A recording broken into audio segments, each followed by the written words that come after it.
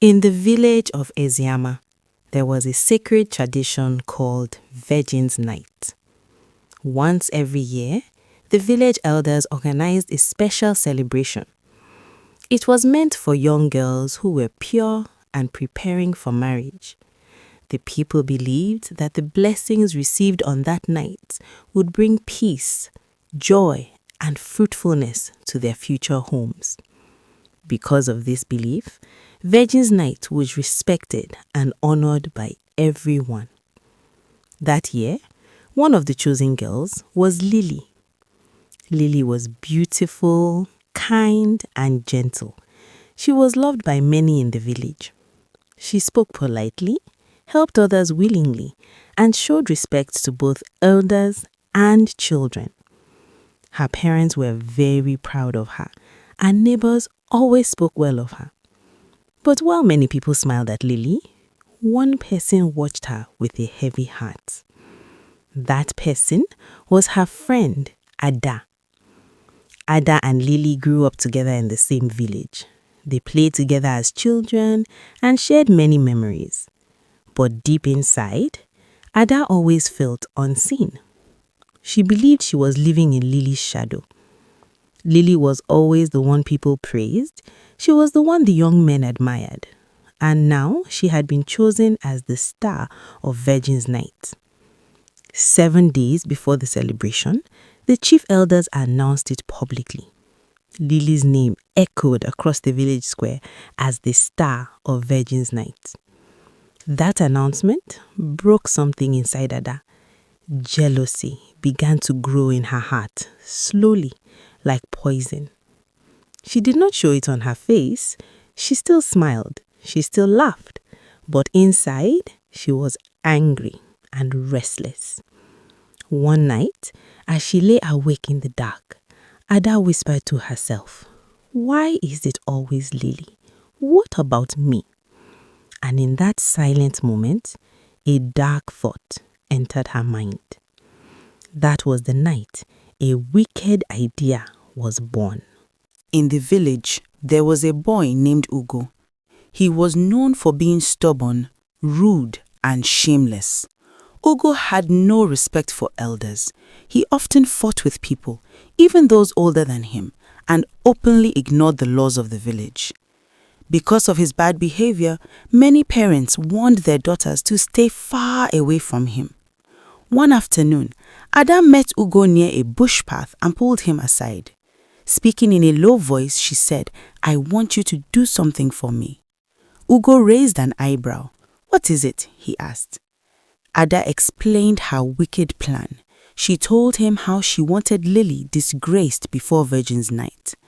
Ugo laughed loudly. "I've always wanted to touch that proud girl," he said. "Anytime she sees me, she acts like I don't exist. But what will I gain from this?" Ada smiled calmly. "Wait here," she said. She walked away, then returned shortly after with a big piece of bushmeat.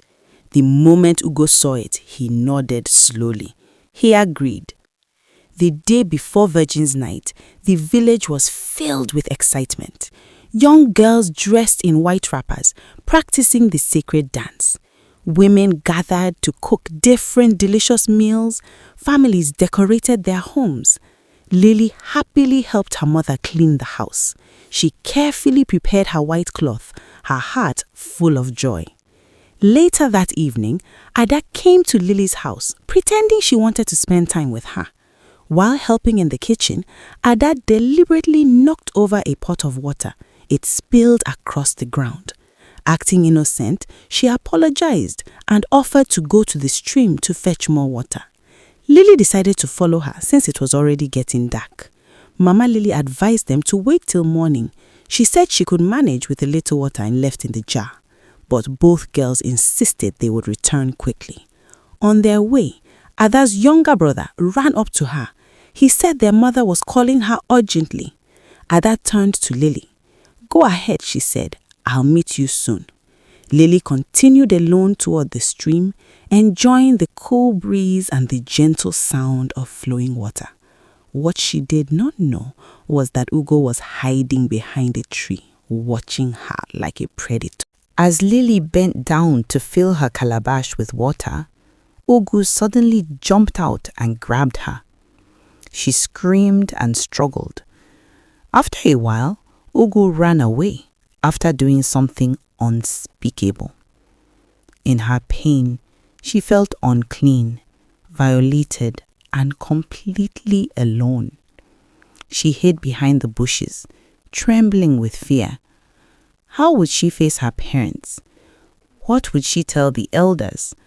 She believed no one would believe her. As night fell, she wondered whether to disappear into the forest. Meanwhile, Ada waited for a while under a mango tree. When Lily did not return, she went to Lily's house and pretended to be concerned. "Is Lily back?" Ada asked. "I could not follow her to the stream. My mother needed me at home." Lily's mother looked up and sighed deeply.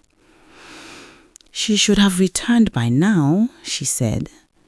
"Lily does not like staying out late. She will be back soon." Hours passed and Lily did not return. Fear crept into her mother's heart. She called her husband and told him everything. Together, they went out to search for their daughter. They searched the stream, they searched the path, but Lily was nowhere to be found, and their worry grew deeper. At last, her father spoke quietly, his voice heavy with fear. "Let us go back home," he said. "Maybe she took another road. Maybe she has already reached home and is waiting for us." With heavy hearts, they turned back and went home, holding on to hope that refused to die. The morning of Virgin's Night arrived, and the people of the land did not know that evil had already visited them. The village drums beat early, filling the air with beautiful sounds of drums and flutes. Young girls danced in joyful circles, laughing and celebrating. Families rejoiced, for another year of the sacred celebration had come. But in Lily's compound, there was heartbreak. Lily's parents were confused and afraid. She had not returned home, even till this morning, her mother said, holding her chest tightly with both hands. Even the night before, her parents could not sleep. They stayed awake, watching through the long night, waiting for Lily to return. Early in the morning, her two older brothers began to search. They searched everywhere: the stream, neighbors' compounds, the narrow market paths. But still, Lily was nowhere to be found. Her father rushed to the king and laid his complaint before him. The elders were deeply troubled. Such a thing had never happened in their land before. They wondered what to do. Then, a young boy who had gone hunting made a terrible discovery. He found Lily's body lying under a tree. The boy screamed and ran back to the village. When the news broke, the drums stopped. Virgin's Night was cancelled. Joy suddenly turned into mourning. Women and children cried openly, while men stood in deep pain, unable to speak. The air that was once filled with celebration became heavy with sorrow. The elders gathered in shock. "Why would a girl like Lily do such a thing to herself?" one of them asked. Another elder shook his head.